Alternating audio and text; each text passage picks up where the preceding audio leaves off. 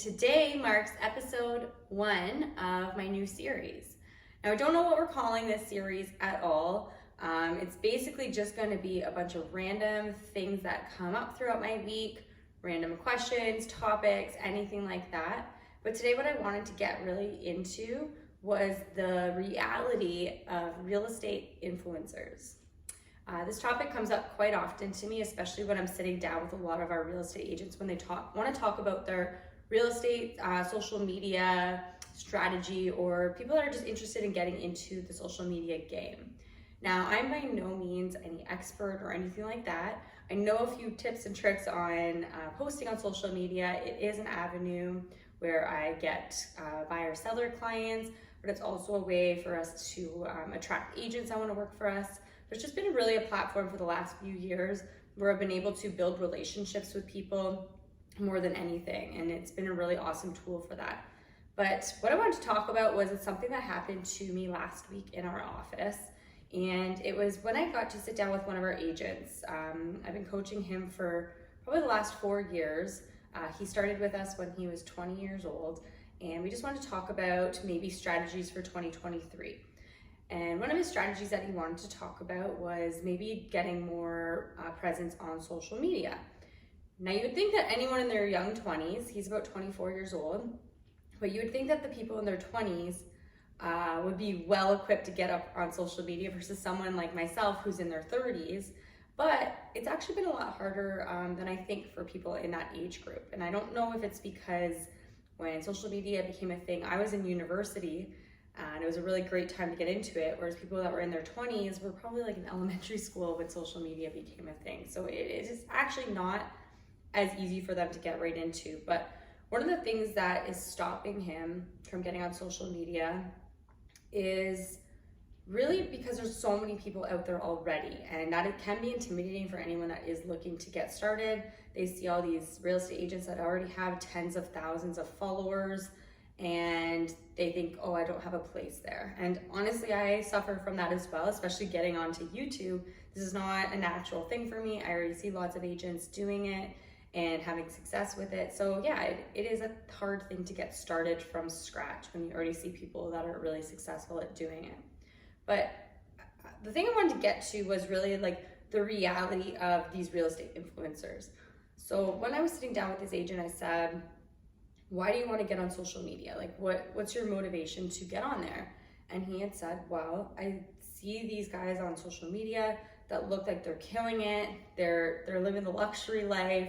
They're selling this lifestyle that a real estate agent can live. So they really come off as these very highly successful agents, and success can be defined in many different ways, whether it's how much money they make, how many followers they get, how many likes they get, and there's so many different ways. But I asked him, what do you measure as success? And for him, it's how many houses can he sell a year? Which was, I'm really glad he said that, because I've been studying real estate agents on social media for quite some time. And I think it may be shocking for a lot of people out there that are looking up to these people with tens of thousands of followers. And because I've been studying this for many years, I already know that there is a very interesting reality behind these people. And that is a lot of these and this isn't to bash any real estate agents. This is for my agents that are really wanting to get onto social media, but they're scared because of what's out there. But the true reality is a lot of these real estate agents that are on these platforms aren't making as much money as you think they are. And I'm not here to bash those agents at all, because I do think they do a really fantastic job at social media, and selling houses may not be where they're headed anyways. That might not be their true end goal with the social media platforms, whether they want to get on TV, they want more speaking opportunities. But lately, nothing's been driving me more nuts than seeing these guys that are killing it on social media. They go on a stage, sell this idea that being on social media is the way to go, but in reality, they're not selling that many houses. And so this is what I did with this agent here. And what I did was we sat down in my office for a little bit, and I said, you know what?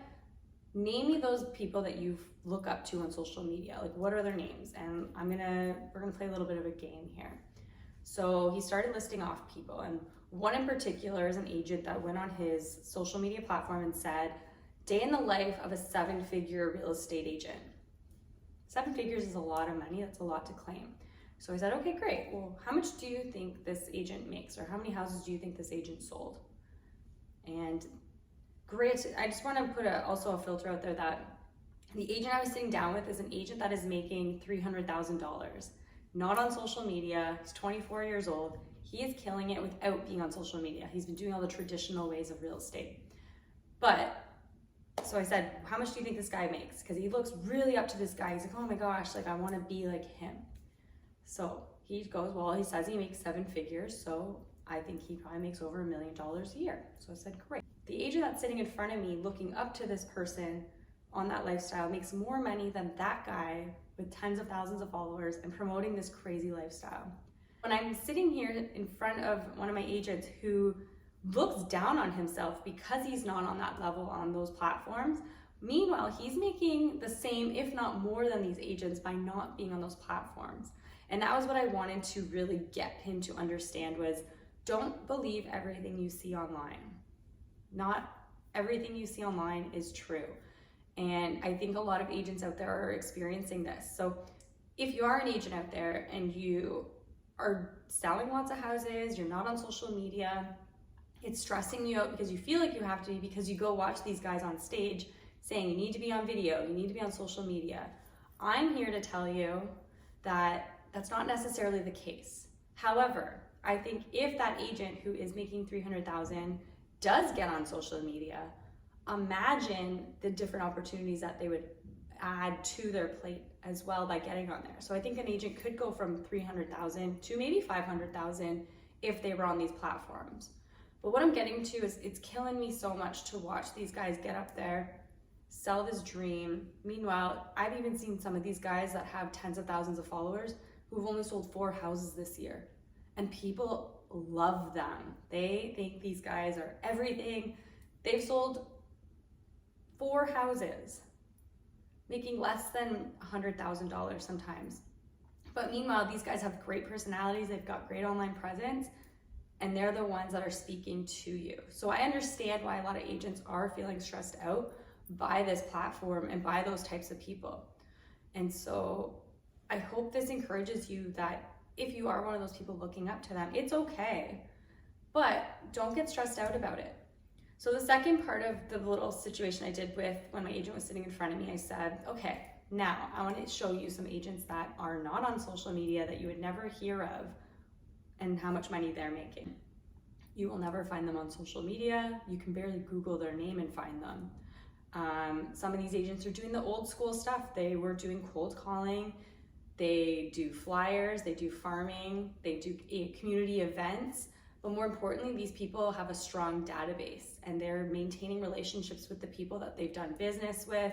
They're leveraging their time by hiring buyer's agents, admin, and they're making over millions of dollars and not on these social media platforms, and they're just doing the traditional old school ways of doing real estate. Now, I also looked up a few younger people as well that were doing very well. And again, you don't see them on social media and they're making 7 figures and you'll never see it. So yes, I think social media is a huge, huge platform. I think it's an awesome way, especially if you're creative and you enjoy it, if you like to put your voice out there and you like to communicate. But be careful with who you follow, because what you see is not always the case. And don't get down on yourself if social media is not for you. If it's not a way that comes genuine to you, don't force it on yourself. There are so many different ways out there to build a business by doing the traditional ways.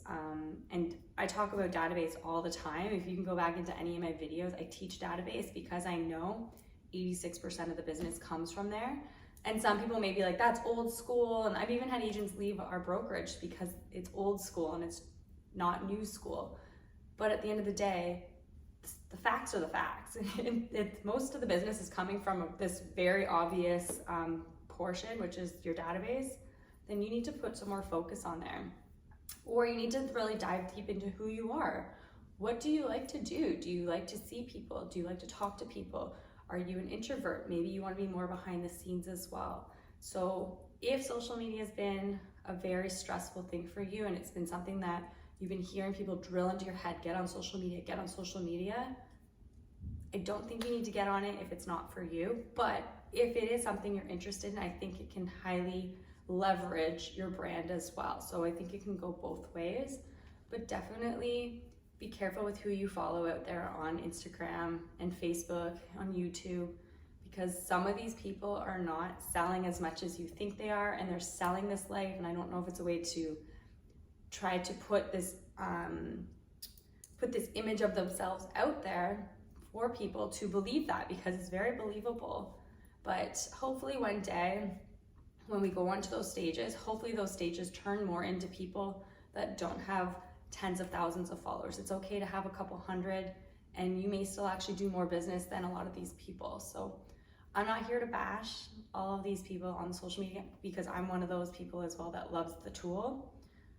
But I'm also here to say that it's okay.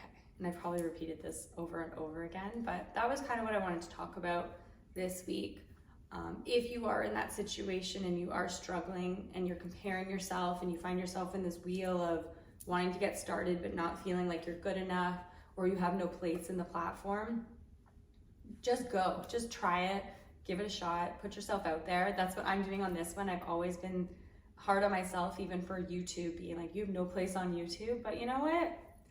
I know my business, I know that I have a lot to talk about, and this is my outlet now. So hopefully you guys got a lot out of that. If you have any questions about the social media platforms or other strategies that influence you or you want to try out, I encourage you to try it out. I encourage you to try every single thing that you can think of, and figure out what you love, what you hate, what you're good at, what's working for you. But you're never really gonna know unless you try. So even if you get 30 views on a video, just imagine 30 people in front of you on a stage. Or if you get 1,500 views on a video, that may seem low to someone that's getting 100,000 views, but if you reel it back a little bit and say, oh my gosh, imagine I was standing in a room and 1,500 people are standing in front of me.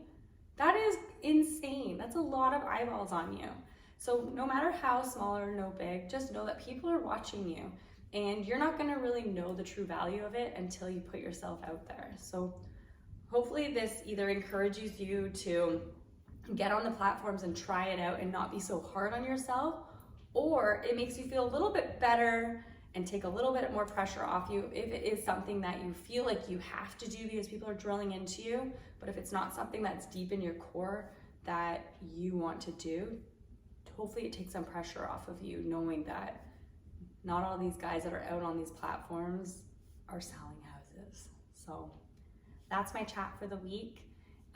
If you've got any other topics in mind that you want to hear me talk about, let me know in the comments below, and subscribe so that I know that you're listening to this. I have so many other topics that I want to get to, but probably what I'm going to be doing is just going based off the topic of the conversations that I have with our agents on a weekly basis, and things that I think that other agents out there could relate to. And hopefully I can just help and put some perspective into other agents, and really just the reality of things. I want people to face the reality of things and not believe all the fluff that's out there. And yeah, hopefully you get some value out of this. And I look forward to sitting down with you guys very soon. Chat to you soon.